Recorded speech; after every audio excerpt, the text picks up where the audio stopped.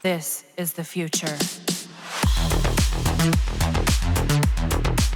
Do you still remember the old Frost, wherein you are mostly used with Mesa in a long endurance defense run, and all you do is spam Snow Globe to protect the whole team?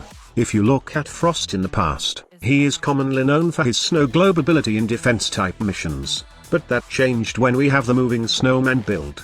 You know, that build where we take advantage of his icy avalanche augment to get some ice armor, and used it as survivability aside from just chilling inside the snow globe?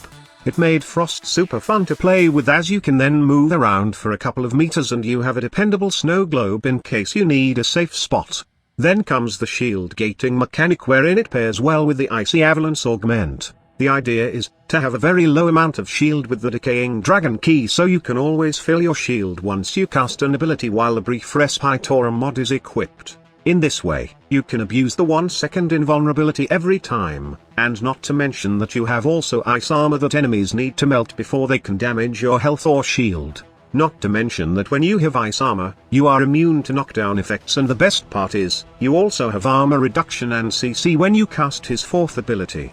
2 casts of Icy Avalanche will remove all armor of enemies in the past, but now, it has gone better, and honestly, I'm glad that Frost is my first Prime Warframe because I get to use him on his early stages, and get to know how he evolved over the years. After the Veilbreaker update, Frost become more busted.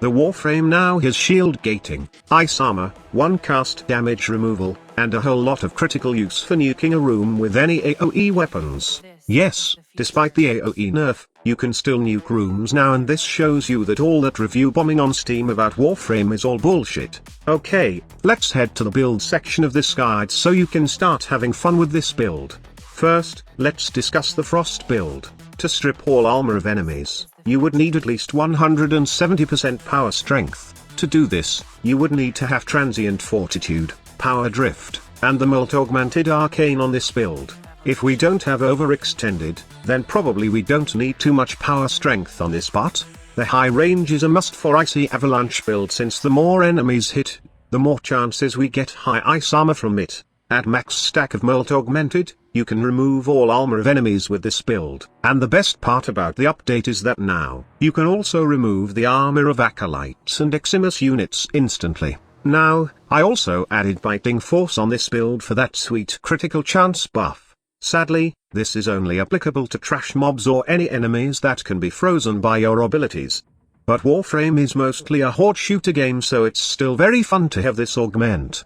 In case you are wondering about the weapon, I'm still using the old Kuva Brahma build, but instead of other Eximus mods, I decided to add the Vigilante supplies so I won't end up with 0 ammunition while playing it. Lastly, let me explain why I added Freeze Force on this build. Many would guess that this video is mainly about how stupid Archon mods are for Frost right now, which is not true. Archon mods are underwhelming and don't work for all Warframe, and if you will see Archon Flow, it might be the best in slot for Frost, but it only gives a measly 10% chance to drop energy orbs per kill.